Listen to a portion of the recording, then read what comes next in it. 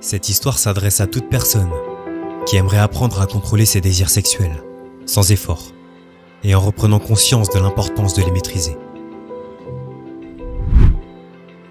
Au temps de Bouddha, vivait une femme très belle et très célèbre du nom de Amrapali. Elle était si belle qu'il y avait toujours des chars remplis d'or aux portes de son palais. Même les plus grands rois devaient attendre devant la porte pour la rencontrer. C'était une prostituée, mais elle était devenue si riche qu'elle pouvait acheter tous les royaumes. Mais au fond d'elle, elle souffrait. Elle souffrait dans ce si beau corps, car à l'intérieur, il y avait également une très belle âme qui recherchait l'amour. Les gens du royaume l'appelaient Nagarvadhu, ce qui signifie la femme de toute la ville. Un jour, elle se tenait debout sur son balcon et aperçut en bas un jeune moine bouddhiste qui n'avait rien à part un bol de mendiant. Cependant, il y avait une énorme présence spirituelle qui entourait son corps. Au moment où elle l'aperçut, elle fut fascinée par son charme et sa présence. Elle se précipita à lui et dit « Oh, monsieur le moine, s'il vous plaît, acceptez un repas chaud dans ma demeure. » Le moine accepta son invitation. Après avoir servi le repas, Amrapali lui dit « D'ici 3 jours, la saison des pluies va commencer. Je vous invite donc à rester ici durant les 4 prochains mois si vous le désirez. » Dans la tradition, les moines bouddhistes ne bougent plus durant 4 mois lorsque la saison des pluies arrive. Et durant cette période, ils doivent rester à un seul endroit. Durant les 8 mois restants, ils bougent continuellement et normalement ils ne peuvent pas rester plus de 3 jours au même endroit. Alors le moine répondit « Je vais demander à mon maître s'il m'y autorise. S'il m'y autorise, alors je viendrai. » Après avoir dit ça, le moine quitta le palais.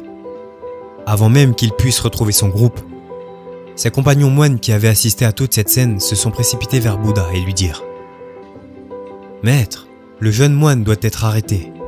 Amrapali l'a invité dans sa demeure et lui a proposé de rester pour les 4 mois qui arrivent.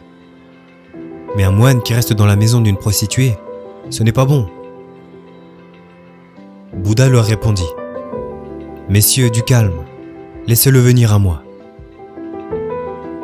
Le jeune homme s'agenouilla aux pieds du Bouddha et lui raconta toute l'histoire. « Maître, une femme m'a invité à rester chez elle durant la saison des pluies. Tous les moines vont rester chez quelqu'un durant 4 mois pendant la saison des pluies. Je dois également trouver un lieu d'abri pour cette période. J'ai donc besoin de votre permission pour y aller. J'irai uniquement si vous me le permettez. » Bouddha le regarda profondément dans les yeux et lui dit « Tu peux y aller. » Ce fut un choc pour tous les moines de l'assemblée.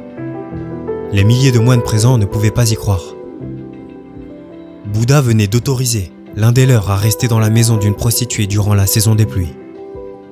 Alors un vieux moine se leva et dit « Ce n'est pas juste, ce moine cache quelque chose. Il a dit une femme, mais Amrapali n'est pas une femme, c'est une prostituée. C'est une prostituée qui l'a invité. » Gautama Bouddha dit « Je sais, et parce qu'il n'a pas utilisé le mot prostituée, je l'autorise à rester chez elle durant la saison des pluies. Il a du respect pour elle, je l'ai vu dans ses yeux. » Après 3 jours, le jeune moine se rendit chez Amrapali. Et les autres moines continuèrent de parler de cette affaire. C'est alors que Bouddha leur dit « Vous devriez garder le silence. 4 mois vont passer et j'ai confiance en ce jeune moine. J'ai regardé dans ses yeux, il n'y avait aucun désir. Si la méditation d'un moine est sincère et profonde, alors il changera la prostituée. Et si sa méditation n'est pas profonde, alors la prostituée le changera. Il est dorénavant question d'attirance physique ou de méditation. Attendez simplement 4 mois. » Malgré ce discours, les disciples continuèrent leur commérage. Bouddha lui fait beaucoup trop confiance. Cet homme est trop jeune et Amrapali est trop belle. Il prend un risque qui n'est pas nécessaire. Quoi qu'il en soit, 4 mois passèrent. Et après 4 mois, le jeune moine revint voir Bouddha. Il s'agenouilla aux pieds du Bouddha. Juste derrière lui se trouvait Amrapali, qui s'agenouilla également aux pieds du Bouddha et lui dit: « Maître, durant 4 mois, j'ai tout fait pour séduire ce jeune moine, en vain. Au lieu de cela, il a réussi à me convaincre, par sa conviction que la vraie vie consistait à tout faire pour comprendre qui j'étais véritablement. Si vous l'acceptez, j'aimerais maintenant faire don de toutes mes possessions à la communauté des moines, pour les aider à transmettre leur vision et aider leur environnement. » Plus tard, Amrapali devint l'une des femmes les plus éveillées parmi les disciples de Bouddha. Si nous regardons dans nos vies, on pourrait se dire que pour avoir le contrôle sur nos pensées et désirs sexuels, nous devrions d'abord éliminer ce désir à la source. Cependant, nous voyons bien que de nombreux jeunes se masturbent sur du sexe imaginaire ou virtuel. Et en effet, ce n'est pas aussi simple de contrôler ces désirs lorsqu'ils surviennent. C'est donc pour cette raison que si nous voulons contrôler nos désirs et avoir un réel pouvoir sur nos actions dans le futur, il est primordial de comprendre que notre sperme est notre énergie vitale et qu'il permet la création de la vie. Son évacuation demande donc une incroyable quantité d'énergie à votre corps et à votre mental. C'est pourquoi vous vous sentez si fatigué après son évacuation et vous perdez l'envie de vous battre. Car pour votre cerveau, la mission principale de son existence est accomplie: donner la vie et ainsi survivre.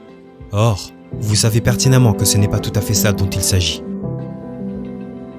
Alors, à chaque fois que vous êtes sur le point de vous masturber, pensez au fait que c'est votre énergie vitale que vous êtes sur le point de perdre et que cette énergie pourrait vous servir à accomplir de grandes choses dans votre vie.